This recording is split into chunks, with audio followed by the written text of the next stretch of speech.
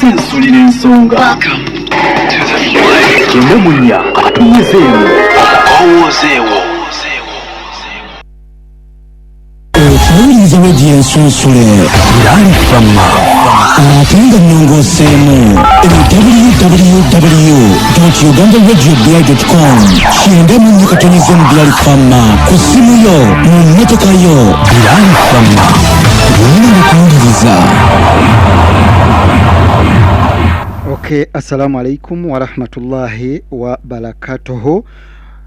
Welcome to Bilal FM program Peace at a Glance every Wednesday from 6 to 8, and it has been a long week since we last appeared here, and many things have happened and things have continued to happen, to shape the world. Of course, as we talk about this, we have to talk of the lives of the people, because people are doing different things, and in fact we should thank those who worked and earned something at least, though we have to thank those who went out of their houses to do different works and earn a living. We thank you really.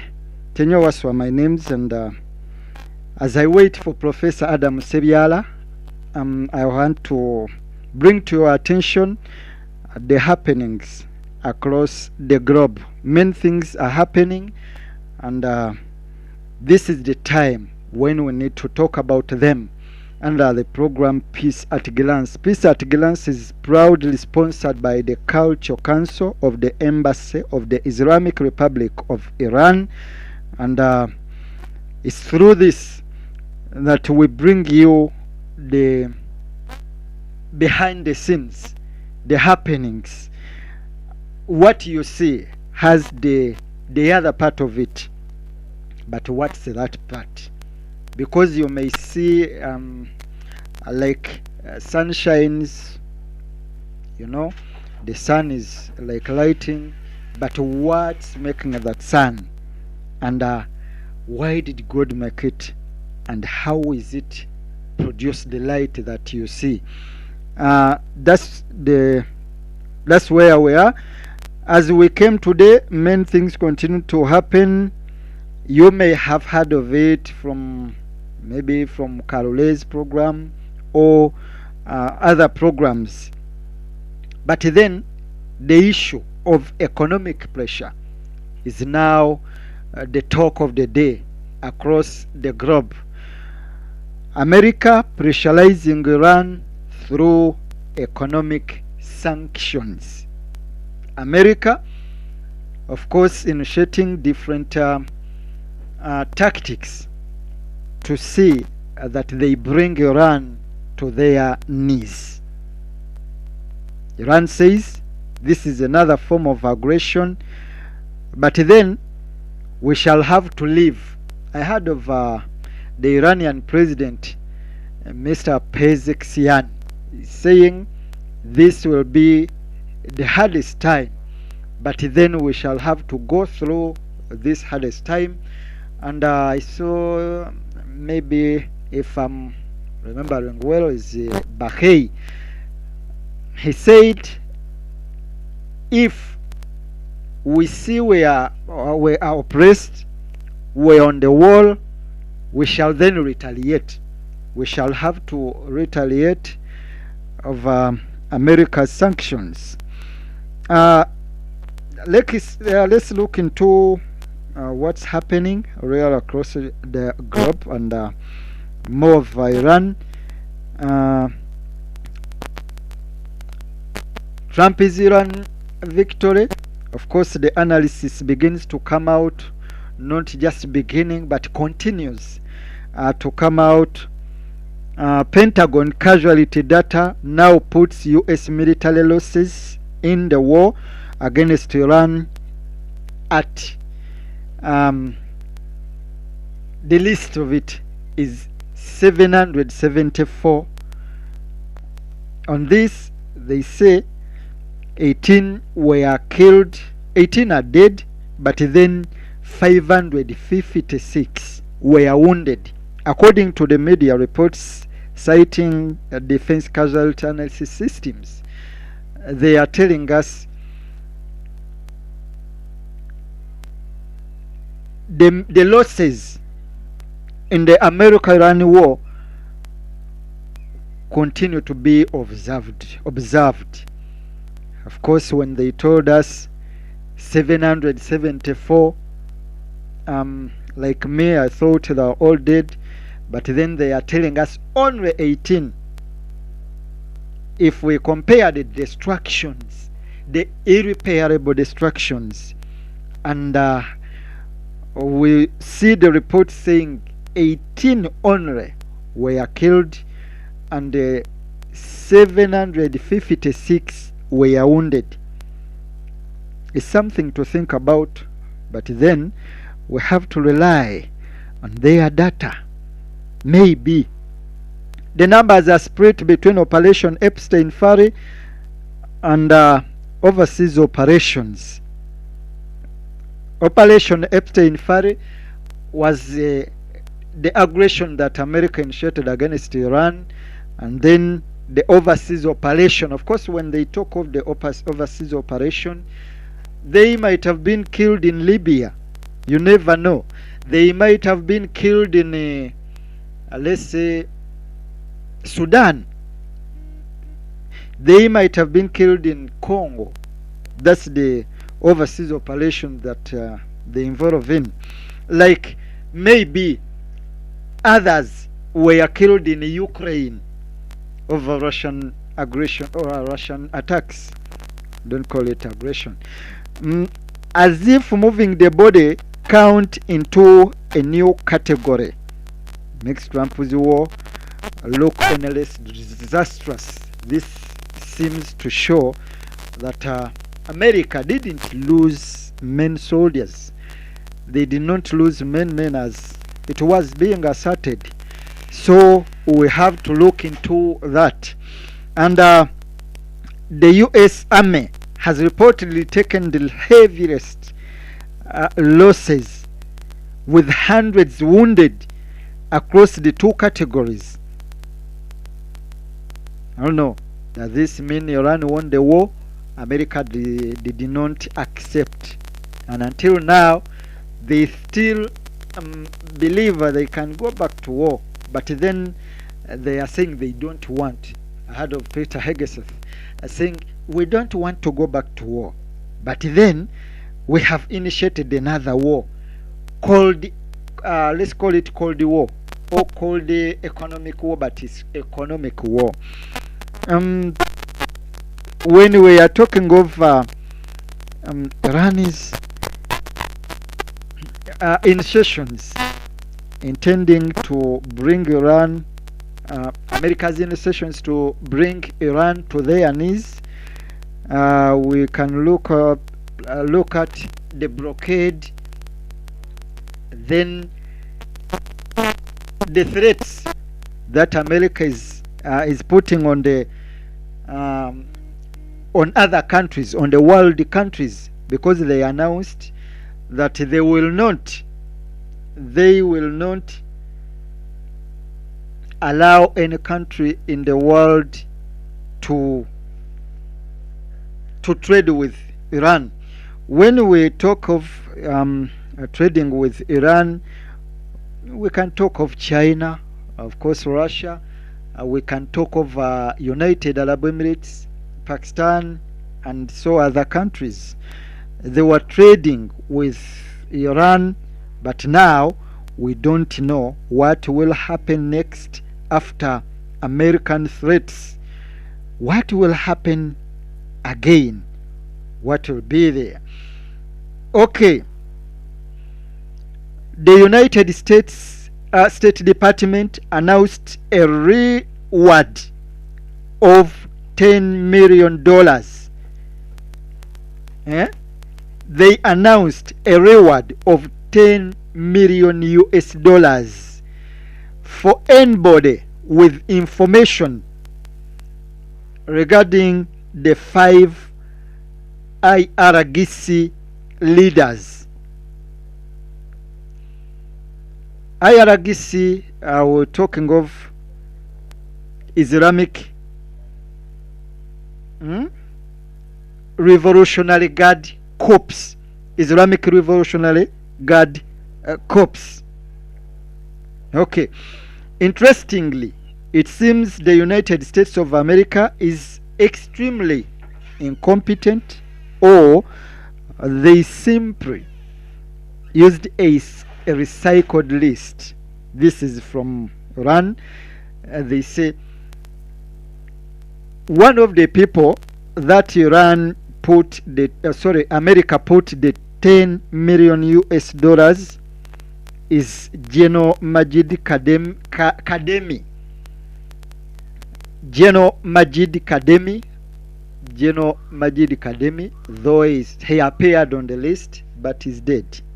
We all know General Majid Kademi was killed in a US airstrike months ago, and we don't know why he appeared on the list, why he's one of those people that America said he's putting 10 million US dollars on their heads, or for any person who brings them their heads or wishes where they are hiding.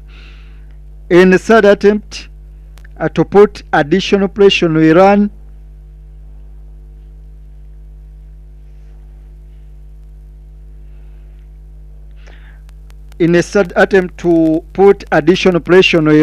the United States of America banned Iranians from academic exchanges and sports competitions.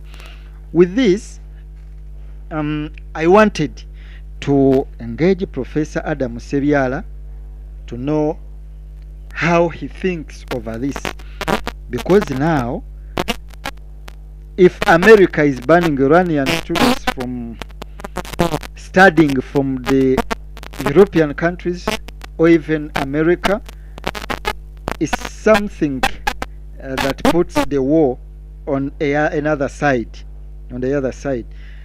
So as I wait for Professor Adam Sebyala, when he comes, we shall be talking about that. Of course, when we talk of academics, this is pressure, because we all know that Iranian people, they are all, you can say, they all academicians. They're good at studying.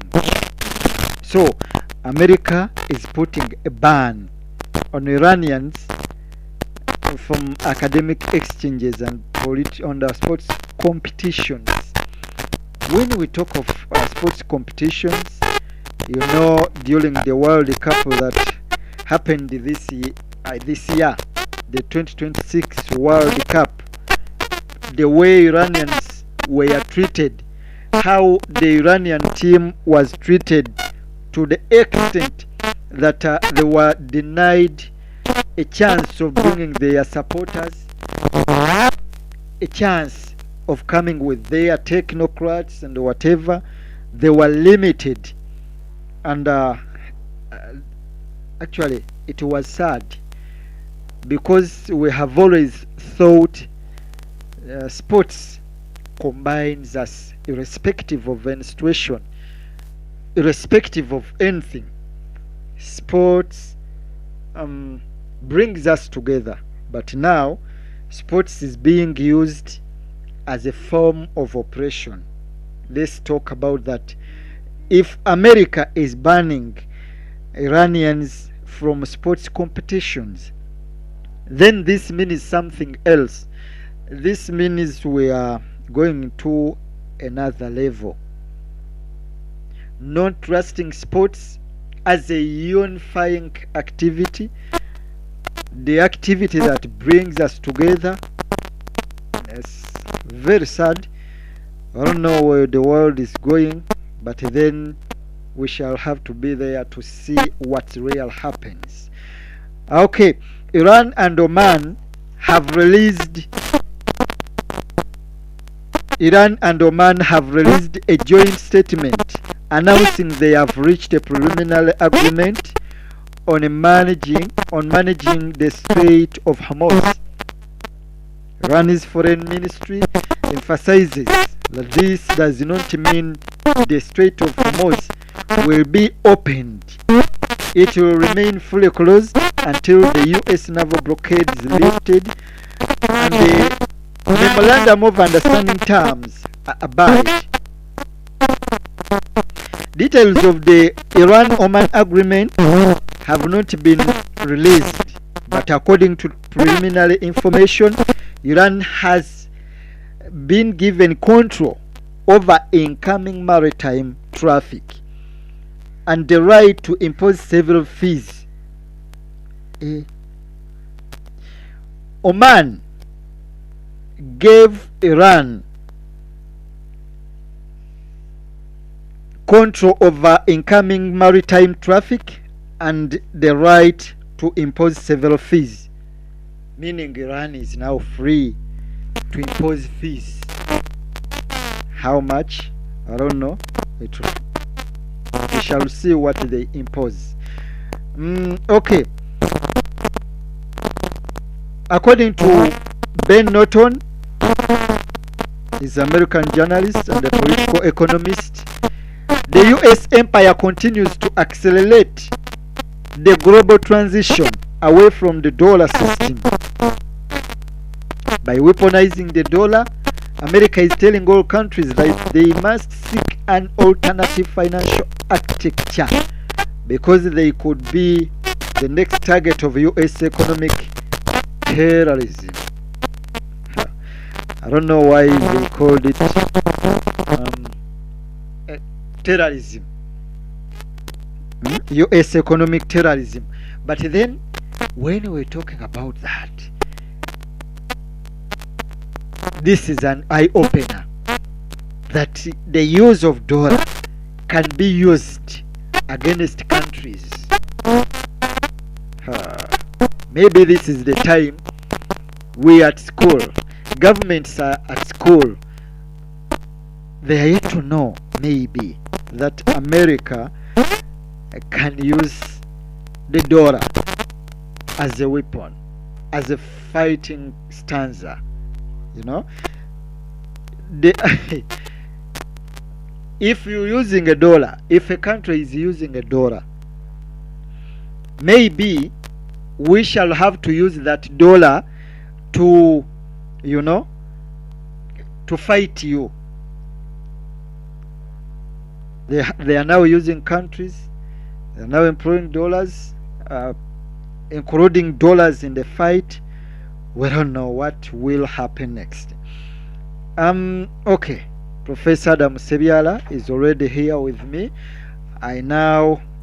Okay, I'm waiting for him to get ready so that we can start official, because he has just come, he has just reached me.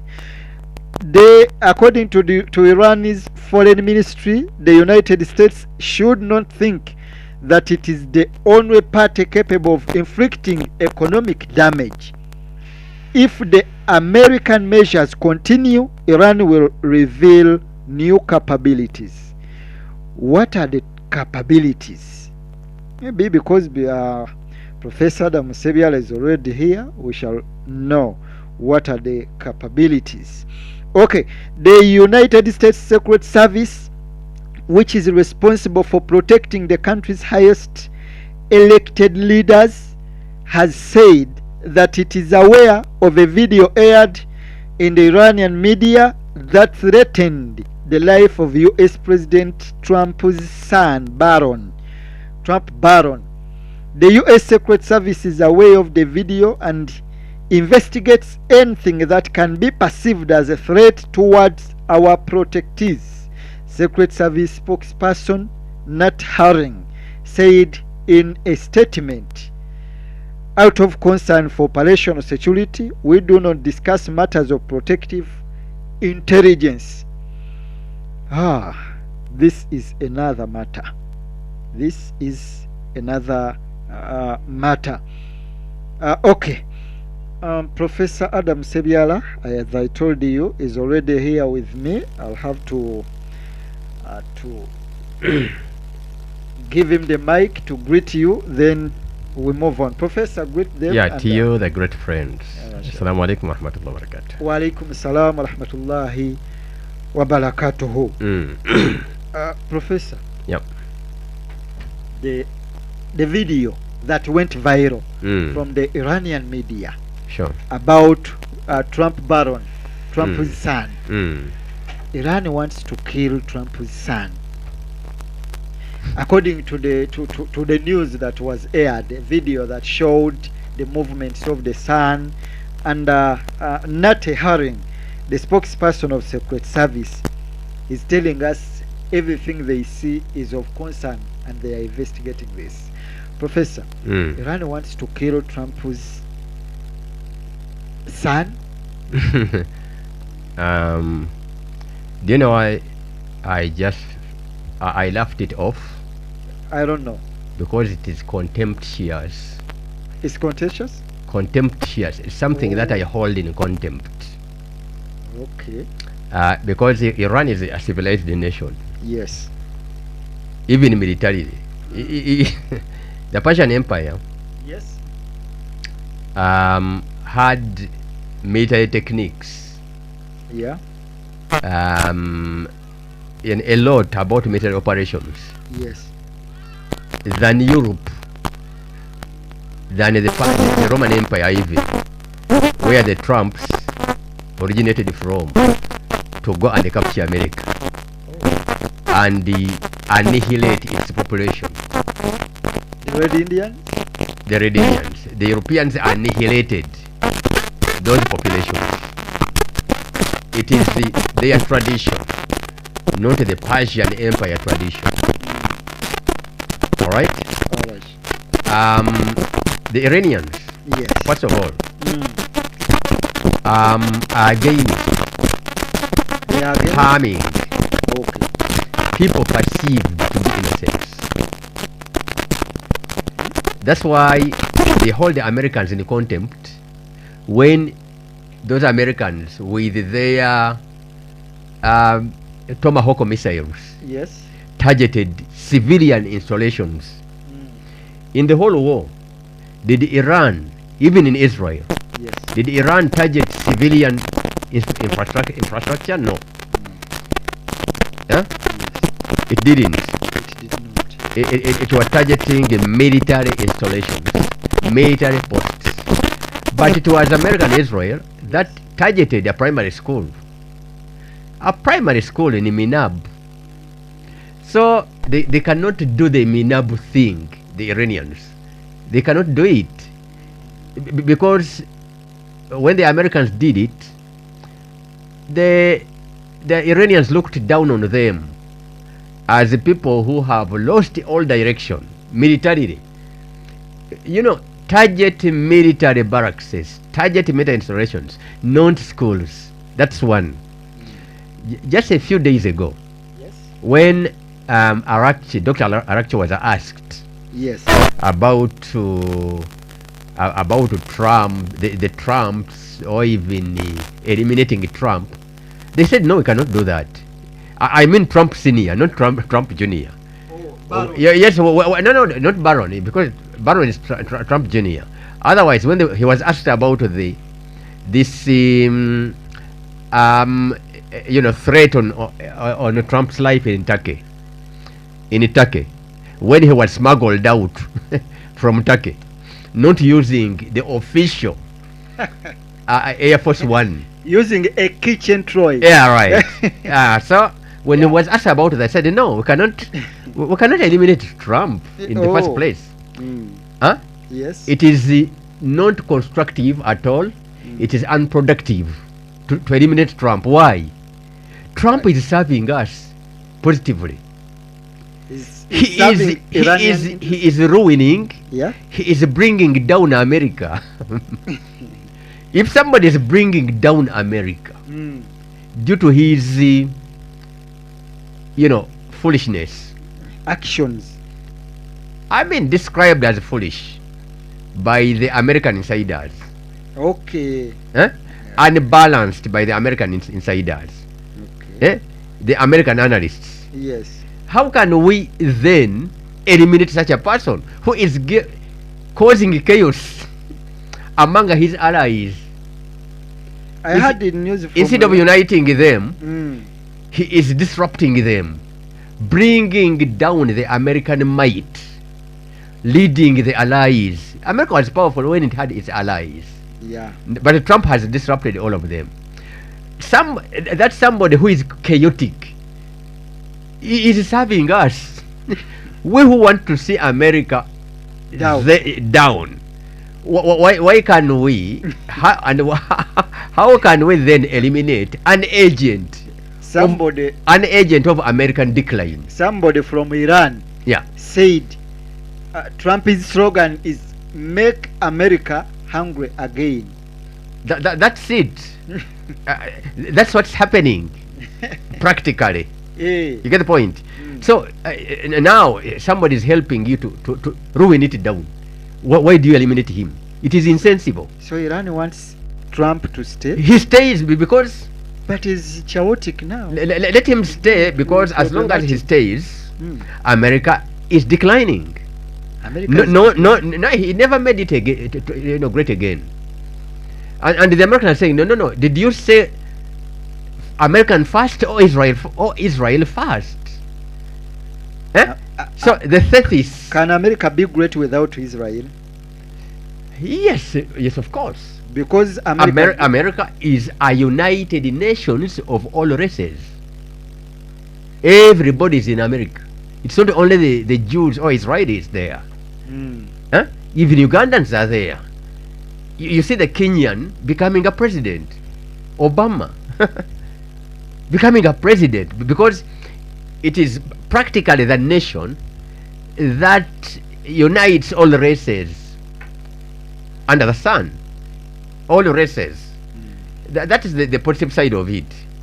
But its foreign policy is influenced by Zionism foreign policy. America is bad outside, Oh. somehow positive inside.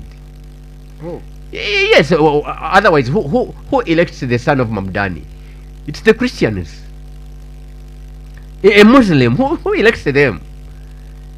It's the Christians electing Muslims in the highest offices, not so?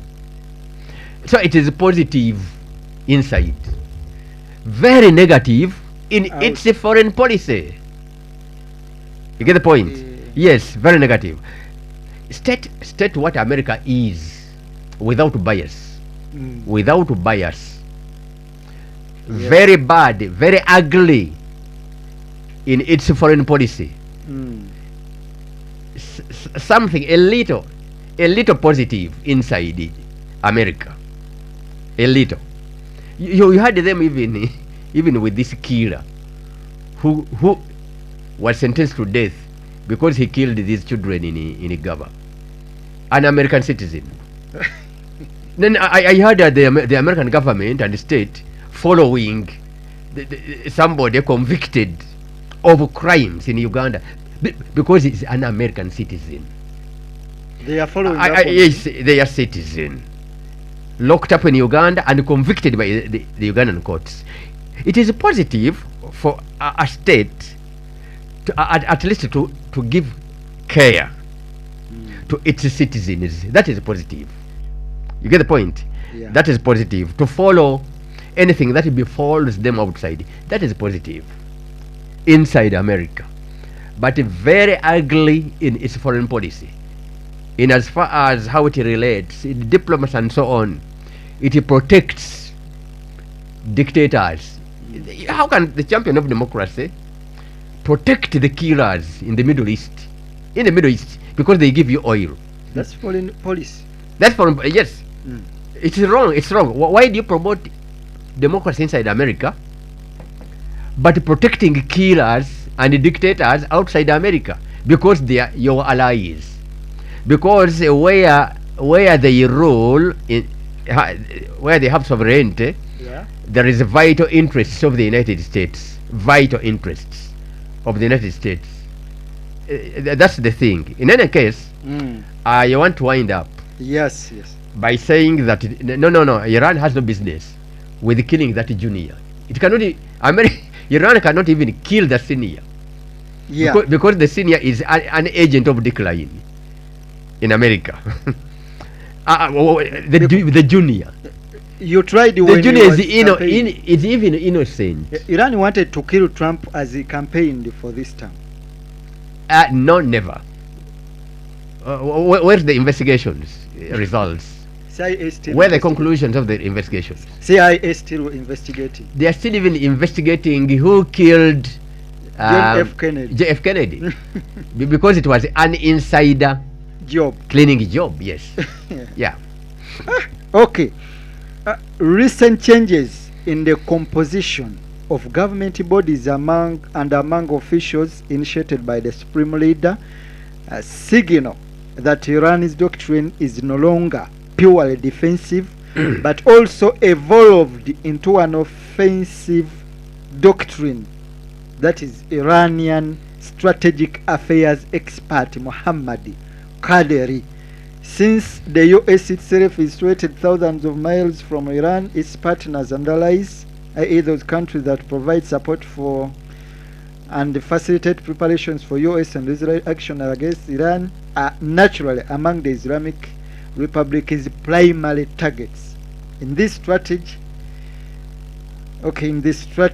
the international law and the UN Charter give Iran every right and legal authorization to respond in this faction. Professor, regarding the words of Mohammad Qaderi, how can you deny that Iran didn't want to kill Trump when he went to Turkey, reaching the extent of moving in a kitchen tray?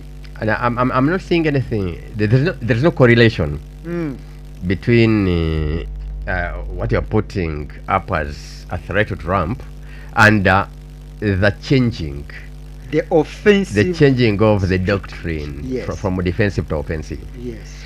Iran can act on threats. You see, powerful nations, especially in their region, where they are called regional powers. Yeah.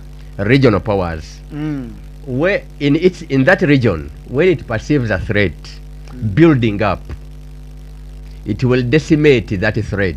It will not allow it to get to its finality, so that they start to war on you. See it building up. Yes. Decimate it. Cut it off before it progresses into a very serious threat. That's the behavior. Before you are attacked. That is the behavior of powerful nations. Okay. They defend themselves inside and beyond their frontiers. Even in the sports. Yes, Napoleon said the best way, أفضل طريقة للدفاع الهجوم. The best method of defense is to go into attack. But that one is done by the powerful.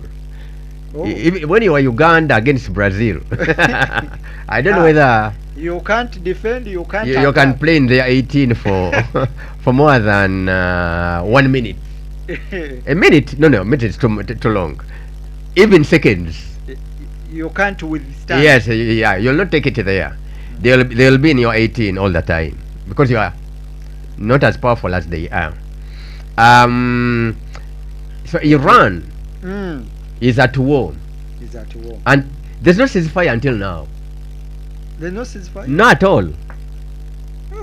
No. Trump. They said 60 days. The 60 days were extended. And the Americans started fighting within the 60 days. Then they stopped themselves, the attacks. You get me? They stopped the attacks because they saw that it has changed nothing. Yeah, it has in the equation. It has created nothing positive militarily to them. So they stopped it at the night 8-14, something like that. And that fighting occurred within the ceasefire 60-day period. They changed the technique from using bombs to besieging. They laid a siege, A blockade? a blockade in the sea.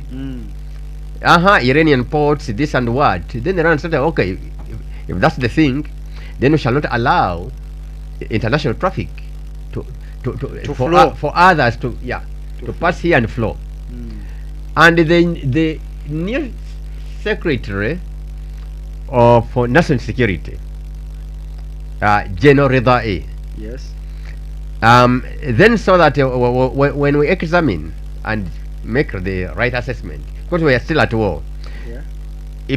if we think that it's becoming a big threat, these economics, blockades and so on, become a big threat to us, then we shall not allow any drop of oil, even gas, to flow out of here, whether through the Hormuz Strait or on any other terminals, meaning the Saudi terminals on the Red Sea. The Red Sea. All of them are going to be closed, and you wait for that. You wait for that. Are we still waiting? Or you wait because Trump sent the Pakistani general. Oh, Qasim Munir General. General Munir. Yes. For the Americans, they say General Munir. General Munir, okay. Yes. It's not Qasim. Yeah, that very powerful. Is the last man. Qasim, it's Qasim. Is the last man in Islamabad. Is the last man? Yes, that was the last man.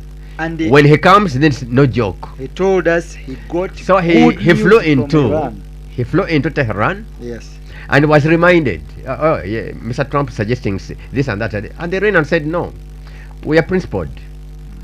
You in Islamabad, you sponsored a 14-point program deal.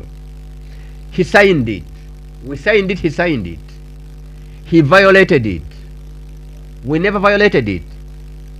Him and Israel violated it. All right. Yes.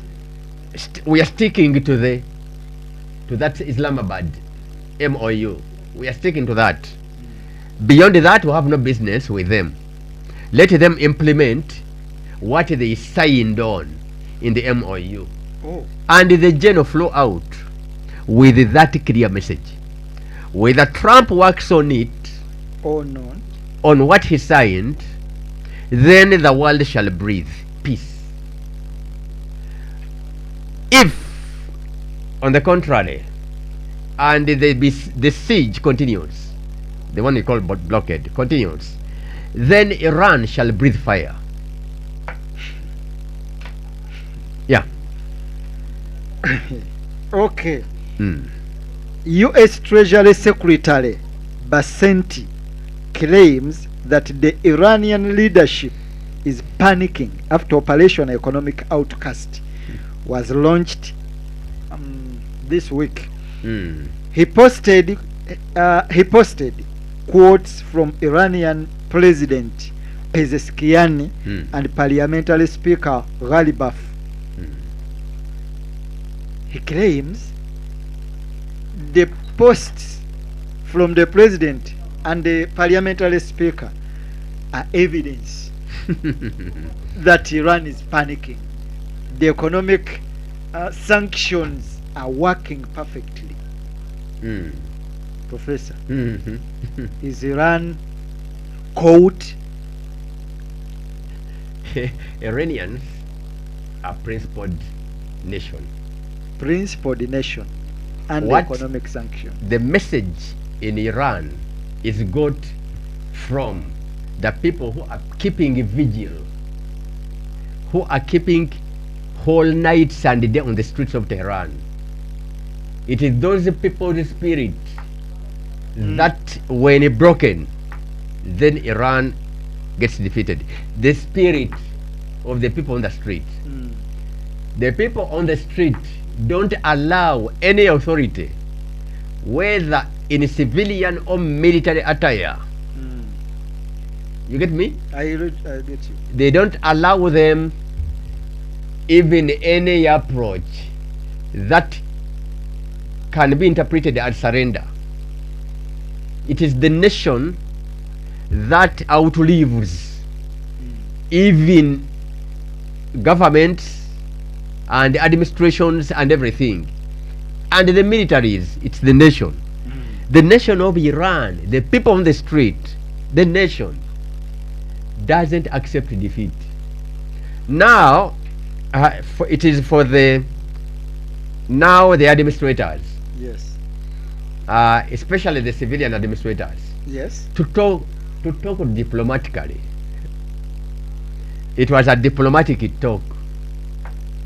It is a show that to the rest of the world and the world propagandists to show them that Iran is not a warmonger, because Iran knows its position. They don't have the powerful media worldwide.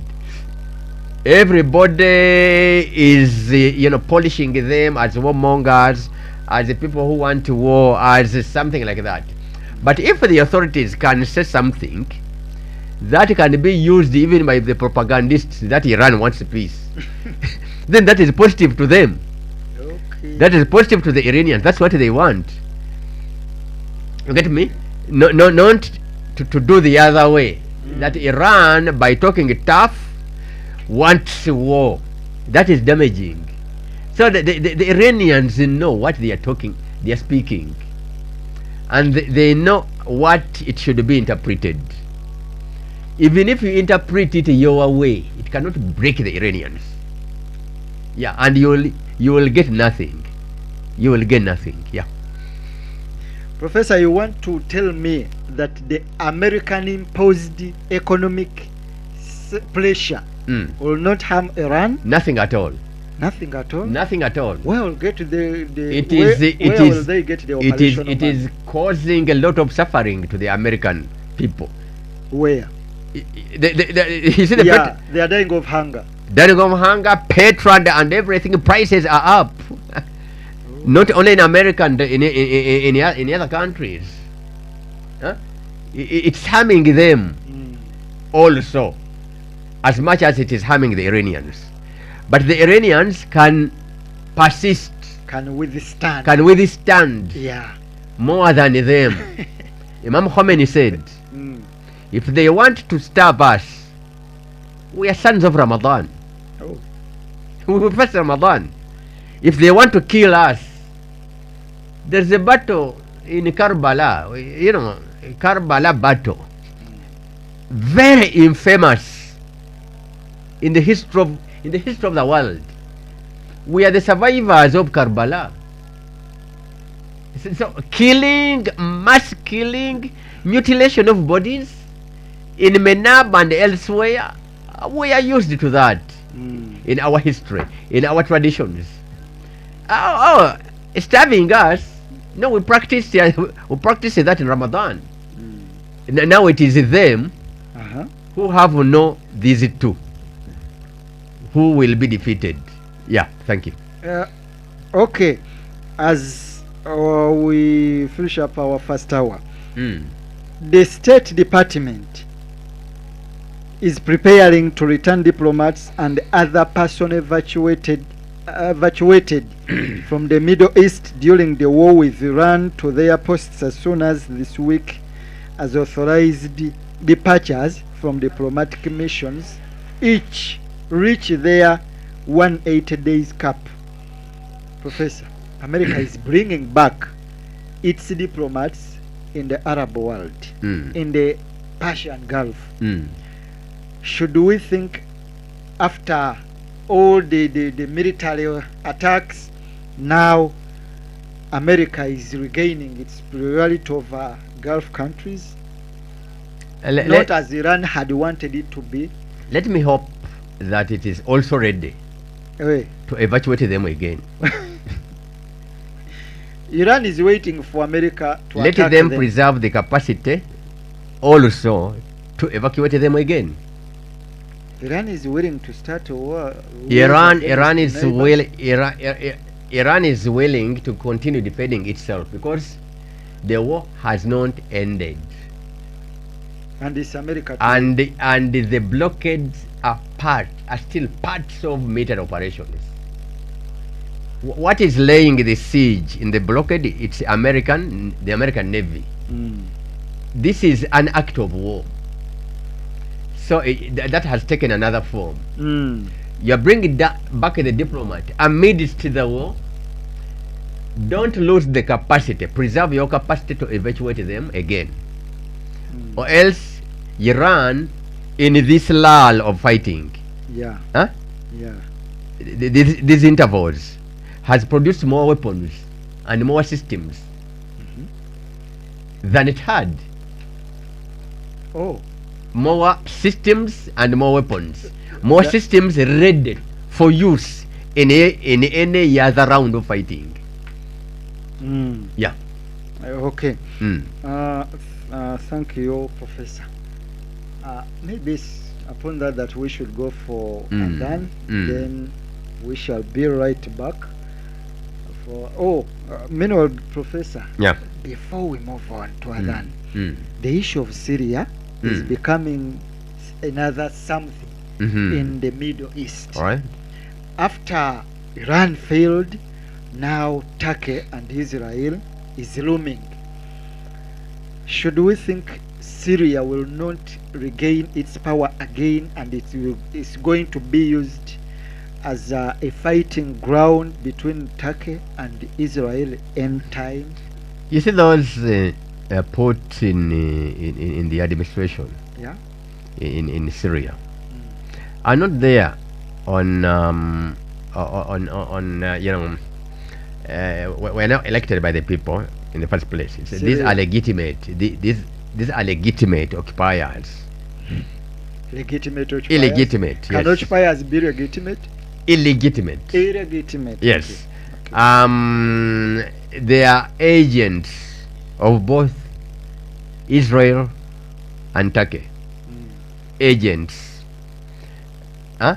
They have never been placed there Agents of who? of Israel and Turkey. Oh. Yes. Turkey and Israel bought them. Oh. Whether they can be disrupted and divided between the two masters, or the two masters can hold them together, that one remains to be seen. It remains to be seen. Otherwise, they are just agents of the two. And the two, Turkey and Israel, have been in cooperation for more than 70 years. They were just For more than Jeez, 70 yeah. ever since Israel was created, they are in the good books of Turkey. And good the, books of that. yes, and the Israeli intelligence is freely operating in Turkey, and many more of the agents of Israel in Iran were recruited on the Turkish soil. Oh. The Mossad operating in Turkey recruited the younger Iranians in Turkey, because it was easier for the Iranians to move through the borders from Iran to Turkey as the tourists, as the traders, and they link up in Turkey. They get recruited in Turkey, and the Turkish intelligence knew the Israel, the Mossad agents in operating in Iran. Turkey knew all of them. Turkey knew all of the jihadists who were entering Syria against Assad, passing through Turkey. All of those jihadists, all of the agents, the fighters, the foreign fighters who came from Europe and elsewhere, and entered Syria through Turkey. Turkey knew all of the chaos in Syria was allowed by Turkey, guided by the Mossad from Europe, to come and fight the Israeli jihad against Assad. That is the chaos created in Syria. Jihad sponsored by the CIA and the Mossad. Yeah. Okay. Thank you, Professor. Let's go for Adhan. We shall be right back in our second hour. Please do not go away. We are still here. Omira Radio Nambia. Adhan wano ku Radio Bilal ekutuusibwako Bilal FM. Allahu Akbar, Allahu Akbar, Allahu Akbar, Allah.